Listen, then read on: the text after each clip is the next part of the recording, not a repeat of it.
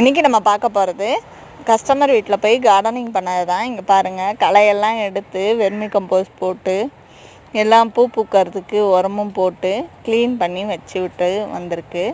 இது ஃபுல்லாகவே இவங்க ஊருக்கு போயிருந்தாங்க. எனக்கு கால் பண்ணி, அக்கா கொஞ்சம் 1 மாதம் ஆயிடுச்சு, அவங்க வேலைக்கு போகிறதுனால மாதம் ஒரு வாட்டி கூப்பிட்டு கொஞ்சம் க்ளீன் பண்ணி உங்களுக்கு இது பண்ணி விடுங்க அப்படின்ட்டு. இது பாருங்கள், முருங்கை பிஞ்சே விட்டுருச்சு.